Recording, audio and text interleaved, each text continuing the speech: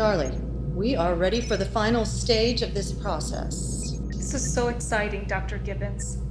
Thank you for allowing me to be a part of this historic moment. Well, I certainly appreciate all of your help. I've always been fascinated with the U.S. Civil War, so that is the time period that I'll be using. It's just impossible to know whom I will be transporting over to this side.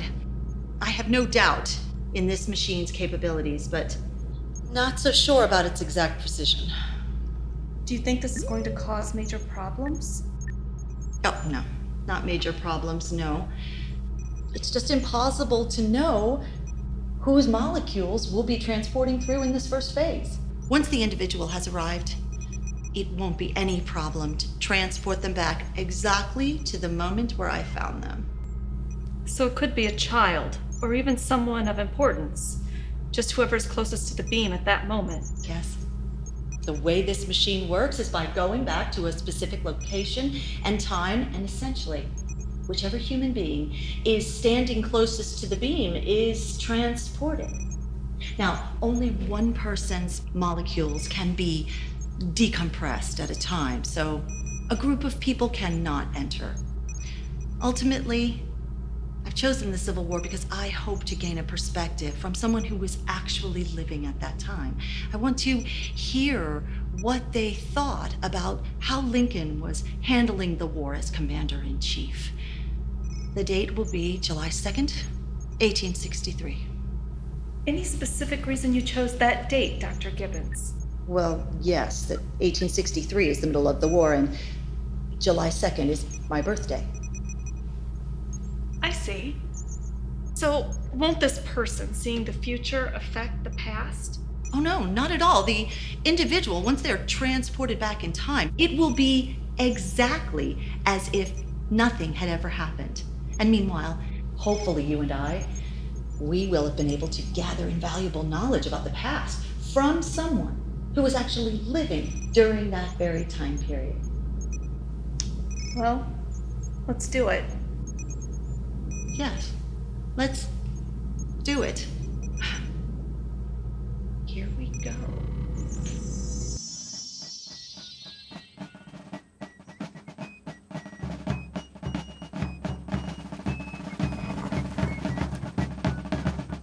General Lee. Please forgive my appearance, sir. My coat was torn and lost in the battle of Coffs Hill. That's all right, Captain. You fought hard today. All you men did. Captain Fulton, for your courage, your devotion to the Confederacy, and your leadership, I promote you to Major in the Confederate Army. Congratulations. Thank you, General Lee. I'm honored to accept this promotion. It's well deserved. I've had my eye on you. Your men respect you, and you have what it takes to be a great leader. I appreciate that, sir. You should get some rest. In the morning, we'll push those people off that hill. Yes, sir. Thank you again, General.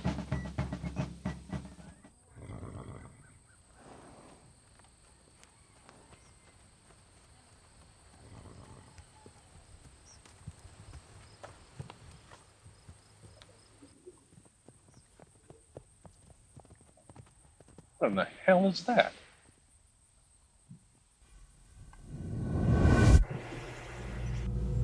It worked.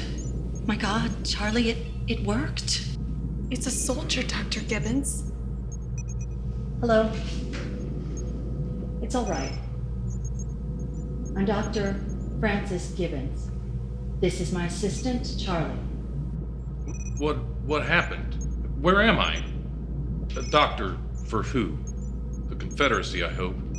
We will explain everything to you. I assure you, we mean you no harm.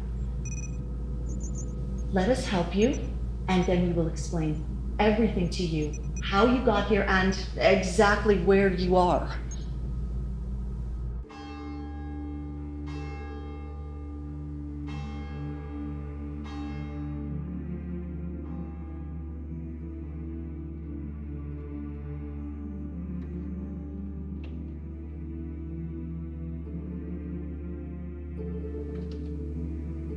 What's the problem, my son?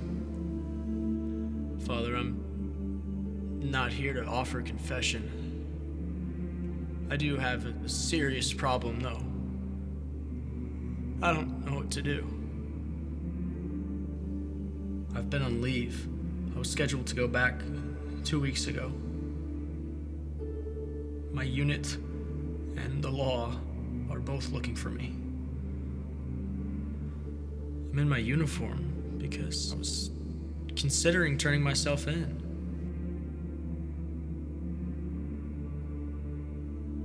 I just can't go back to that war zone. The senseless killing and death, I just can't go back there. How anyone can is beyond me. And I'm no coward. I can't deal with the pain and the suffering that I've seen. This is a tough one, because you're legally obligated to be there. What does your family think about this? I never knew my dad.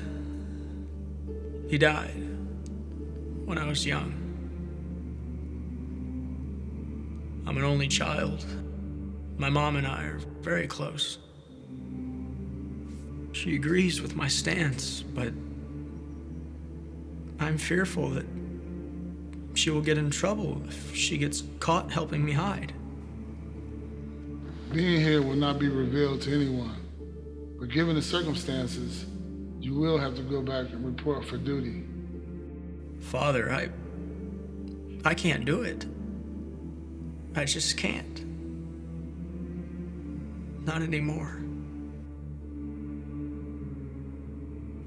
I've stayed away from my mom's, but I plan on going back tonight. Hopefully the military police aren't there waiting for me. Thank you, Father. I appreciate your time.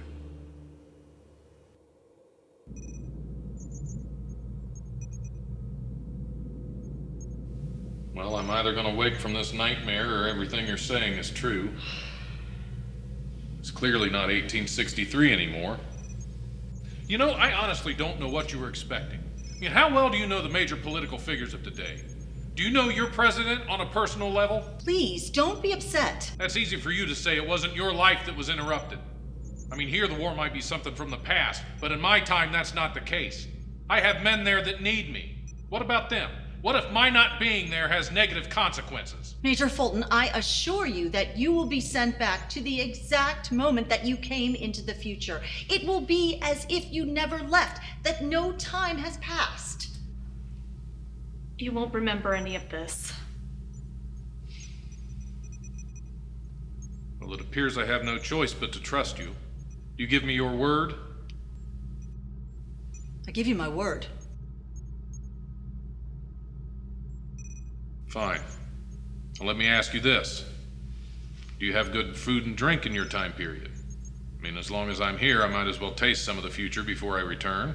Indeed we do. And it would be our pleasure to take you to a nice meal before we send you back. Charlie, Major Fulton will undoubtedly stand out in his attire. Dr. Ken has some lab coats in his office. Please go and get Major Fulton some clothes that we can go out in. You got it, Dr. Gibbons. We'll definitely see to that head wound.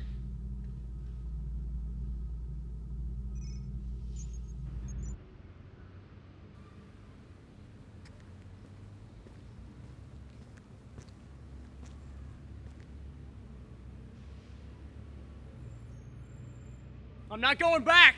Jeffrey, stop right there!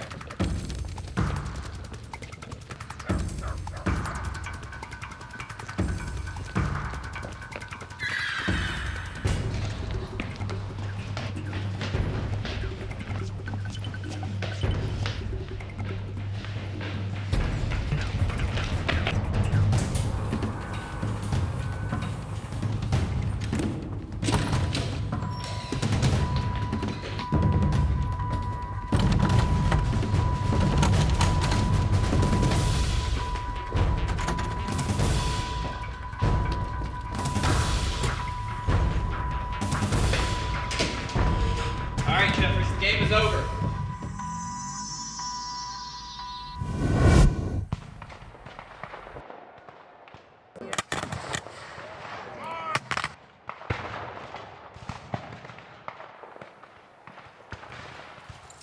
Yeah. Who the hell are you and what kind of uniform is that? He's a damn spy, that's what he is. Please, I'm a soldier in the United States Army. That's what I thought.